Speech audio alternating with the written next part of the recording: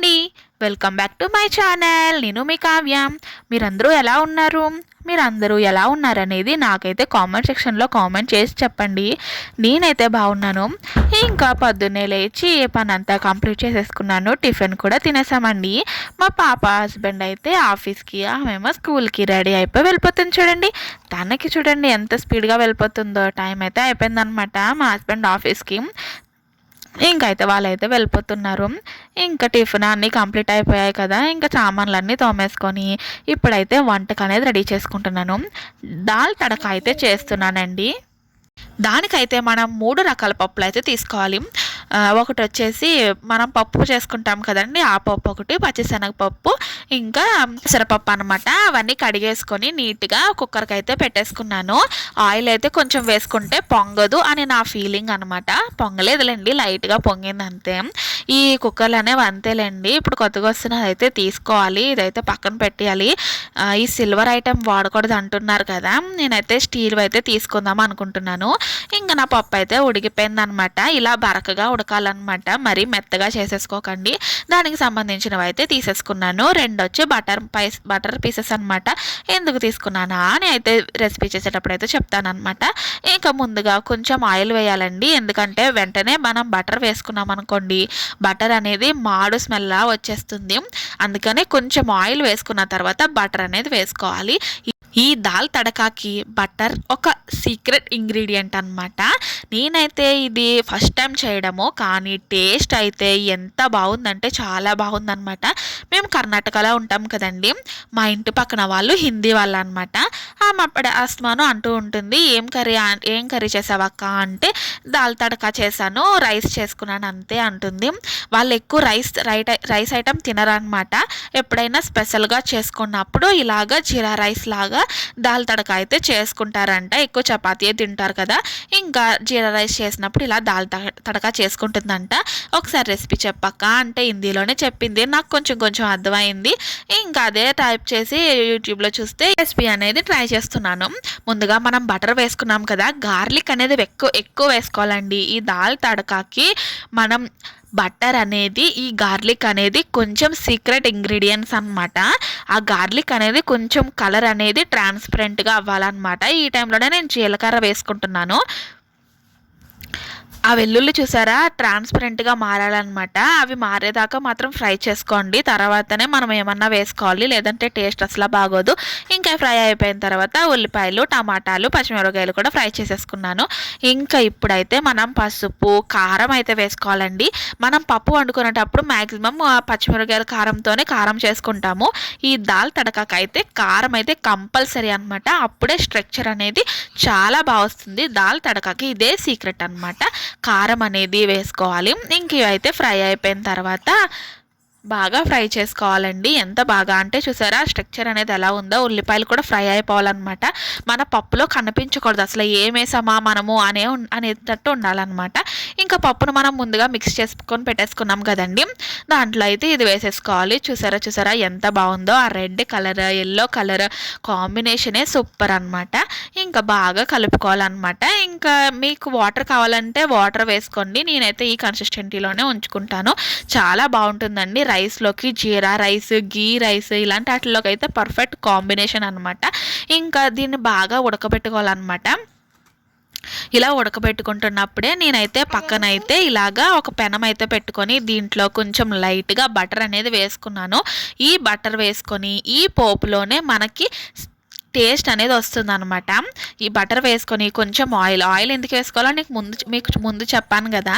అంటే బటర్ మనం డైరెక్ట్గా పెనం మీద పెట్టేసుకున్నప్పుడు పెనం మీద వేసేసుకుంటే బటర్ అనేది మాడు వాసన వచ్చేస్తుంది అనమాట. ఇంకా ఆయిల్ వేసుకొని ఆ బటర్ కరిగిన తర్వాత జీలకర్ర, ఎండుమిర్చి, ఇంకా కారం అయితే వేసుకోవాలన్నమాట. ఆ ఎండుమిర్చి అనేది ట్రాన్స్పరెంట్గా అంటే కొంచెం రెడ్ కలర్ నుంచి కొంచెం డార్క్ రెడ్ కలర్ వచ్చేదాకా మనం ఫ్రై చేసుకోవాలండి. అప్పుడే ఎండుమిర్చిలో ఉన్న ఘాటు అనేది బయటకు వస్తుంది అనమాట. ఇంక ఈ టైంలో అయితే కారం వేసుకోవాలి. నేనైతే 2 స్పూన్స్ వేసుకున్నాను. కరెక్ట్గా సరిపోయిందిలేండి, మరీ ఎక్కువ కారం అవ్వలేదు. నేనైతే కారం అనేది చూసే వేసుకుంటాను అనమాట, మళ్ళీ మా పాప తినలేదని చెప్పేసి. చూసారా ఇప్పుడు కలర్ స్ట్రక్చర్ అనేది ఎలా మారుతుందో, ఇదే అసలైన దాల్ తడక అనమాట. మీకు కనుక నా రెసిపీ నచ్చితే లైక్ చేయండి. మీరు ఎప్పుడన్నా ఈ రెసిపీ ట్రై చేశారా?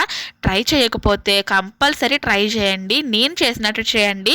సూపర్ అంటే సూపర్ కుదురుతుంది. నాకైతే చాలా బాగా నచ్చింది, మా ఇంట్లో వాళ్ళందరికీ కూడా చాలా బాగా నచ్చింది. మా పాప కూడా తినింది. అంటే చిన్నపిల్లలే తిన్నారంటే ఆలోచించండి ఎంత బాగుందనేది. మీరు కూడా ట్రై చేయండి. ట్రై చేస్తే ఒక లైక్ చేసేయండి. మీకు కనుక ఈ రెసిపీ నచ్చితే నన్ను అయితే ఫాలో చేయండి.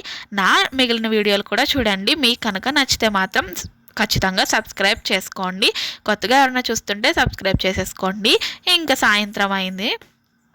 మధ్యాహ్నం మా పాప స్కూల్ నుంచి వచ్చేసి పడుకొని లేచేసాక తనైతే ఆడుకోవడానికి వెళ్తుందనమాట. ఇంకా స్లిప్పర్స్ వేసుకొని ఆడుకోవడానికి అయితే వెళ్ళిపోతుంది. ఇంకా క్లైమేట్ అయితే ఈరోజు కొంచెం ఎండ వర్షం అట్లా పడిందనమాట. చాలా బాగుందనమాట ఇక్కడ క్లైమేట్ వచ్చేసి. ఇంకా మా పాప అయితే ఆడుకోవడానికి అని చెప్పేసి బయటకు వచ్చేసింది. చూసారా 5:30కి ఎంత ఎండ ఉందో ఇక్కడ. ఇంకా నైట్ డిన్నర్ అన్నీ కంప్లీట్ అయిపోయినాయి, సామాన్లు కూడా తోమేసుకున్నాను. ఇప్పుడైతే మనం పన్నీర్ ఎలా చేసుకోవాలనేది చూపించేస్తున్నానండి. మీకు తెలుసా పన్నీర్ ఎలా చేసుకోవాలనేది? హోమ్ మేడ్ పన్నీర్ అనమాట. నేనైతే సింపుల్ వేలో చేసేస్తాను. ముందుగా పాలనేవి ఇలా మరగపెట్టుకోవాలన్నమాట. మనం పొంగొచ్చే వరకు మరగపెట్టుకోవాలి. ఇలా పొంగొచ్చిన తర్వాత నిమ్మరసం ఉంటుంది కదండి, ఒక చెక్క నిమ్మరసం తీసుకొని దీంట్లో వేడిగా ఉన్నప్పుడే మనం స్టవ్ ఆఫ్ చేసి ఇలా మిక్స్ చేసుకుని తర్వాత వేడిగా ఉన్నప్పుడే మనం నిమ్మకాయ రసం అనేది వేసుకోవాలి. ఈ టైంలో మనం నిమ్మకాయ రసం వేసుకున్నాం అనుకోండి, వేడిగా ఉండడం వలన తొందరగా విరిగిపోతాయి అన్నమాట. ఇదే మన పన్నీర్. దీనిని వెంటనే మనం వడకట్టేసుకోవాలన్నమాట ఈ హీట్లో ఉన్నప్పుడే. అయితే నేను దానికోసం ముందుగా ప్లెయిన్ది ఒక గిన్నె తీసుకొని దాని మీద చిల్లుల ప్లేట్ ఉంటుంది కదండి, ఎవరింట్లోనన్నా ఉంటుంది, కన్నాల ప్లేట్ అంటాం అది పెట్టేసుకొని దాని మీద ఒక క్లాత్ వేసుకొని ఇంకా మనం ఈ విరగొట్టుకున్న పాలు ఉన్నాయి కదా అవైతే వేసేసుకోవాలన్నమాట. అంటే వేడిగా ఉన్నాయి కదండి, దీని మీద వెంటనే మనం కూల్ వాటర్ అయితే వేసేయాలన్నమాట. అప్పుడే అది ఎక్కువ కుక్ అవ్వదు అనమాట. ఇంకా అయిపోతుంది, ఇంకా కుక్ అవ్వేది అయిపోతుంది. ఇంకా దాంట్లో కొంచెం ఉన్నదని దాంట్లో కూడా వాటర్ వేసేసి ఇలా పెట్టేసుకున్నాను. ఇలాగా క్లోజ్ చేసేసుకోవాలన్నమాట. గట్టిగా క్లోజ్ చేసేసుకొని దాని మీద మనం బరువు అనేది వేసుకోవాలి. ఒక్కొక్కసారి నేను ఇంట్లోనే ఇలా చేస్తూ ఉంటానండి పన్నీర్. చూసారా మనం బయట కొనాల్సిన అవసరమే లేదు, మనం ఇంట్లోనే ఈజీగా పన్నీర్ రెసిపీ అనేది చేసేసుకోవచ్చు. మనకి సడన్గా ఎప్పుడైనా పన్నీర్ కావాలి అనుకున్నప్పుడు ఇంట్లో కొన్ని పాలు ఉన్నా సరే ఎంత బాగా వచ్చేస్తుందంటే చాలా బాగా వచ్చేస్తుంది.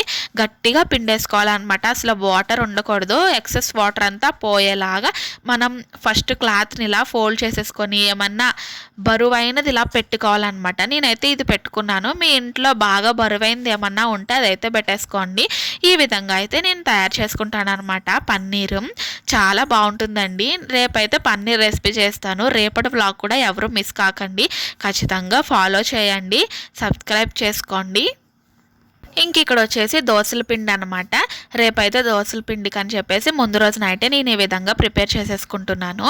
ఇంకా 1 కప్పు మనం మినప్పప్పు వేసుకుంటే 2 కప్పులు అయితే రైస్ వేసుకోవాలి. కొంచెమేమో శనగపప్పు, కొంచెమేమో మెంతులు వేసుకుంటే మనకి ఎంత క్రిస్పీగా టేస్టీగా కలర్ కూడా చాలా బాగా వస్తుంది అనమాట. ఈ విధంగా మనము మెత్తగా మిక్సీ చేసేసుకోవాలన్నమాట. బియ్యం అనేవి బాగా మెత్తగా మిక్సీ చేసేసుకోవాలి. ఈ స్ట్రక్చర్లో ఉండాలన్నమాట దోసల పిండి అనేది. ఇంకా ఈ విధంగా మా దోసల పిండి అనేది రెడీ అయిపోయింది. ఇలా బాగా మిక్స్ చేసుకోవాలండి, ఎయిర్ బబుల్స్ అనేవి ఫామ్ అవ్వాలన్నమాట. ఇంకా నా పన్నీర్ అయితే అలా పెట్టేసుకున్నాను. ఇంకా దీని మీద అయితే ఇలా ఎయిర్ కూడా వెళ్ళకుండా ఇలా టైట్గా ఒక ప్లేట్ అయితే పెట్టేసుకొని దాని మీద వెయిట్ అయితే పెట్టుకోవాలండి. అప్పుడే మనకి హెయిర్ అనేది లోపల వెళ్ళకుండా బాగా ఫర్మెంట్ అవుతుంది అనమాట. రేపటి వీడియోలో మీకు చూపిస్తాను ఏ విధంగా ఫర్మెంట్ అయ్యింది, దోశలు ఏ విధంగా వచ్చాయి అని చెప్పి. సరేనండి, రేపటి వ్లాగ్లో కలుసుకుందాం. బాయ్ అండి.